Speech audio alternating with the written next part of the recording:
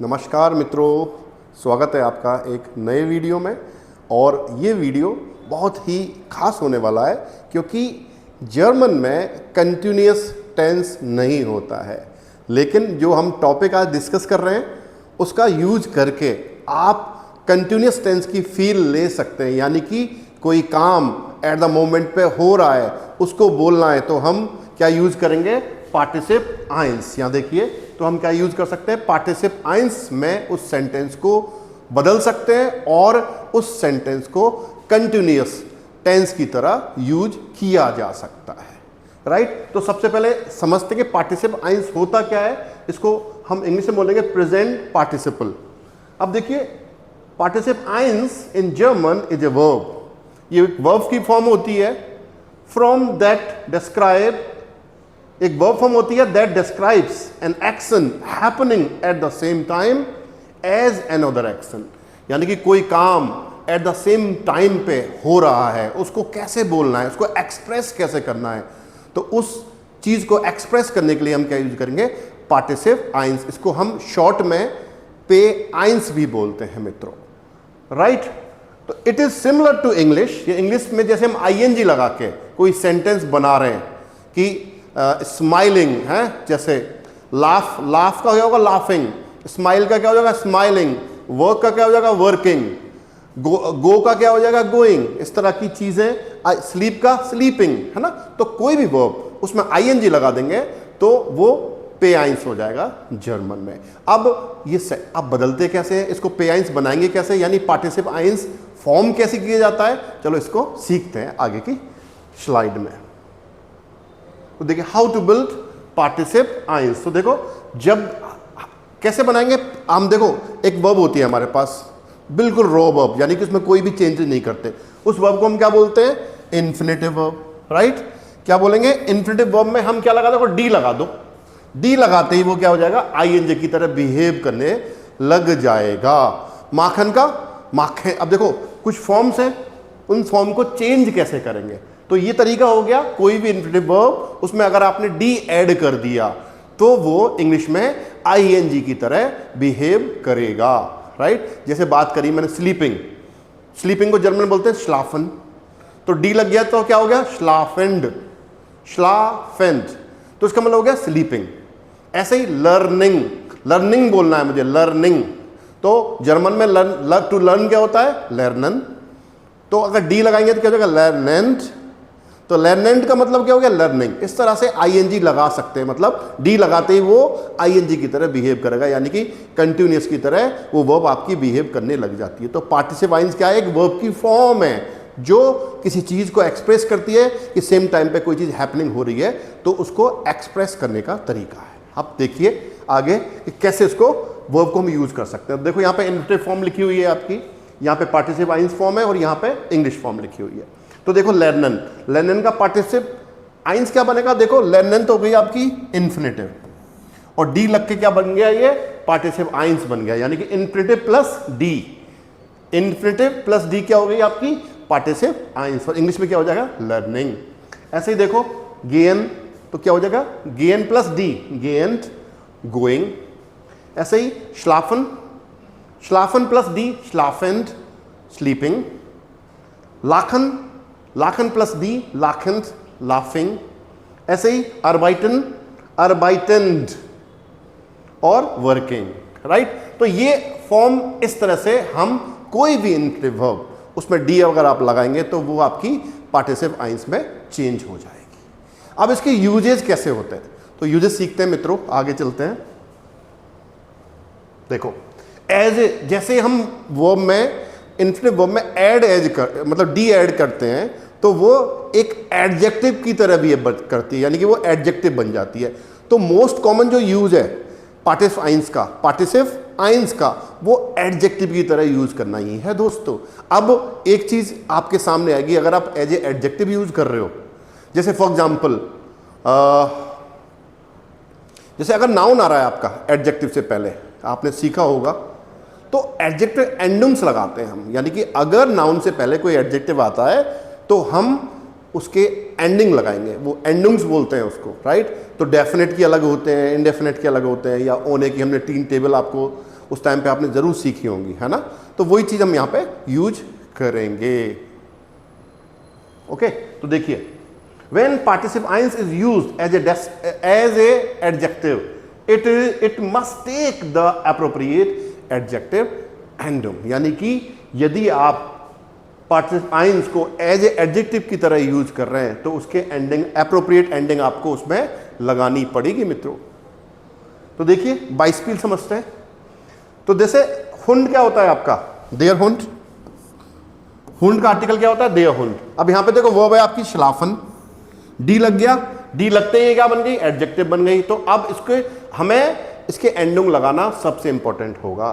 तो एंडिंग क्या लगा दिया हमने यहाँ पे, ई आर, क्योंकि मस्कुलिन में, सॉरी गलत हुआ यहाँ पे, केवल ई लगेगा। तो देयर श्लाफेंडर हुंड, ई आर नहीं लगेगा मित्रों, सिर्फ ई लगेगा। डेफिनेट आर्टिकल है, डेफिनेट आर्टिकल में मस्कुलिन के साथ क्या लगता है, ई लगता है। तो क्या बोल सकता हूं मैं इसको इंग्लिश में, द स्लीपिंग डॉग, सोता हुआ कुत्ता। सोता हुआ, यानी कि डॉग जो अभी सो रहा है, at the moment, right now. आप कहना चाह रहे हो कि प्रेजेंट में वो काम हो रहा है, हैपनिंग हो रहा है। तो आप क्या बोलेंगे, द स्लीपिंग डॉग। तो जर्मन में क्या बोला जाएगा, देयर स्लाफेंडर हुंड। क्लियर? ओके, सेकंड देखो, डी लाखेंडर फ्राउ। लाखेन वर्ब है आपकी, डी लग गया, फ्राउ आपकी फेमिनिन होती है, डी आर्टिकल है, तो एंडिंग क्या लगेगा यहाँ पे, ई। तो क्या हो गया, डी लाखेंडर फ्राउ, यानी कि द लाफिंग वुमन, हंसती हुई महिला। कि महिला जो हंस रही है, हैपनिंग हो रहा है एट द मोमेंट, तो उसको कैसे बोलेंगे अपन, डी लाखेंडर फ्राउ। और देखिए आइन स्पीलेंडस किंड। अब देखो यहाँ पे इंडेफिनिट आर्टिकल यूज करा है, किंड होता है दास किंड, स्पीलन आपकी वर्ब हो गई, डी आपका एंडिंग लग गया तो एडजेक्टिव बन गया। और एडजेक्टिव के साथ डिक्लेरेशन जब करेंगे तो कैसे करेंगे, ईएस लगा के। इन्फिनिट आर्टिकल में जब आपका आर्टिकल इन्फिनिटिव है, सॉरी इन्फिनिट नहीं, इंडेफिनिट आर्टिकल है, तो उसमें ईएस लगा के आपकी उसकी एंडिंग पूरी करते हो। उसकी जरूरत क्या, किससे पूरी होगी, ईएस लगा के। तो यहाँ पे क्या हो गया, आइन स्पीलेंडस किंड, ए प्लेइंग चाइल्ड, खेलता हुआ बच्चा, राइट। ऐसे ही प्लूरल देखो, डी आर्बाइटेंडन स्टूडेंटन। तो प्लूरल है यहाँ पे, डी स्टूडेंटन, तो यहाँ पे डी से तो ये एडजेक्टिव बन गया और ईएन क्या आ गया, यहाँ पे एंडिंग आ गई। तो क्या बन गया, डी आर्बाइटेंडन स्टूडेंटन, या the working student, the students who are working, मतलब स्टूडेंट जो अभी काम कर रहे हैं, तो उनको क्या बोलेंगे, डी आर्बाइटेंडन स्टूडेंटन। क्लियर? समझ में आया होगा आपको कैसे यूज करना होता है। और देखते हैं, देखिए एक रिलेटिव क्लाउज में, जब रिलेटिव क्लाउज में भी हम इसको बहुत फ्रीक्वेंट यूज करते हैं, यूज इन रिलेटिव क्लाउजेस। देखिए दे आर मान, आदमी, दे आर डॉट स्टेट, जो वहां खड़ा हुआ है, इस्ट माइन लेयर, आदमी जो वहां खड़ा हुआ है मेरा अध्यापक है, राइट। अब इसको मैं इसको कैसे बोल सकता हूं, पेआइंस का यूज करके देखो, दे आर डॉट स्टैंड, देखो स्टैंड तो बब हो गई आपकी, डी आपका एंडिंग हो गया, तो यानी क्या बन गया, एडजेक्टिव बन गया।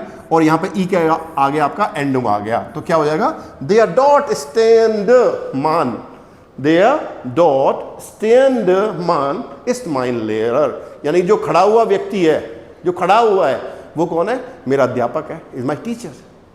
और समझिए दी किंडर, बच्चे, दी इम गार्टन अर्बाइटन, जो गार्डन में काम कर रहे हैं, जिन लाउड, बहुत ही तेज है, शोरगुल मचा रहे हैं एक तरह से, मतलब बहुत तेज बात कर रहे हैं, ऐसे बोल सकते हैं।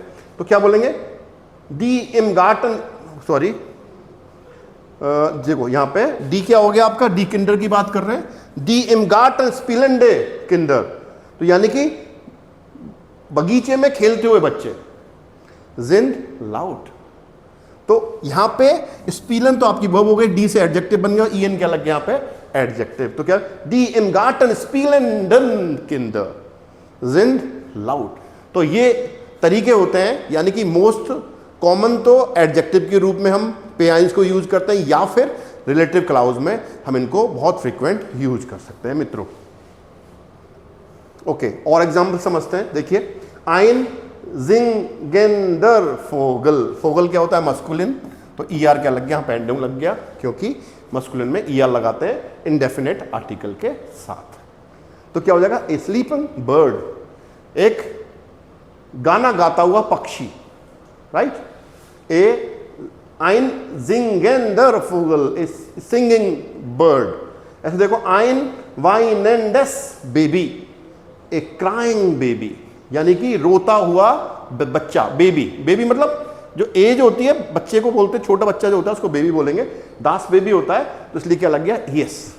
देयर फारेंड सूग, भागती हुई ट्रेन, जो ट्रेन अभी भाग रही है, चल रही है, दौड़ रही है, तो क्या बोलेंगे, देयर फारेंड सूग। तो द मूविंग ट्रेन है ना, चलती हुई गाड़ी, यानी कि चलती हुई ट्रेन, भागती हुई ट्रेन, तो क्या बोलेंगे, देयर फारेंड सूग, मूव करती हुई ट्रेन। ऐसे देखो, दी वाटेंडन गेस्ट, इंतजार करते हुए गेस्ट, जो अभी इंतजार कर रहे हैं अपनी बारी आने का। या फिर आइन ब्रेनेंडस हाउस, एक जलता हुआ घर, ए बर्निंग हाउस, जो घर अभी जल रहा है, राइट। तो इस तरह से हम सेंटेंसेस में बहुत फ्रिक्वेंट इसको यूज कर सकते हैं, और बहुत ही इंपॉर्टेंट है। अगर पेआइंस आप यूज करते हैं सेंटेंस में, तो सेंटेंस बहुत खूबसूरत हो जाते हैं मित्रों, राइट। तो ये कुछ एग्जाम्पल थे आपके जो हमने सीखे कि पेआइंस हम कैसे बता सकते हैं। तो आज का टॉपिक यहीं पे ख़त्म होता है मित्रों, और यदि ये वीडियो आपको पसंद आता है तो इसको ज़्यादा से ज़्यादा शेयर करें अपने दोस्तों के साथ, अपने मित्रों के साथ, अपने रिश्तेदारों के साथ, और जो भी जर्मन सीख रहे हैं या सीखना चाहते हैं उनको चैनल के बारे में ज़रूर बताएं। और बड़ी खुशी होती है जब आपके कमेंट्स आते हैं और मैं कुछ उस कमेंट पर रिप्लाई करता हूं, तो मुझे बड़ी खुशी होती है मित्रों।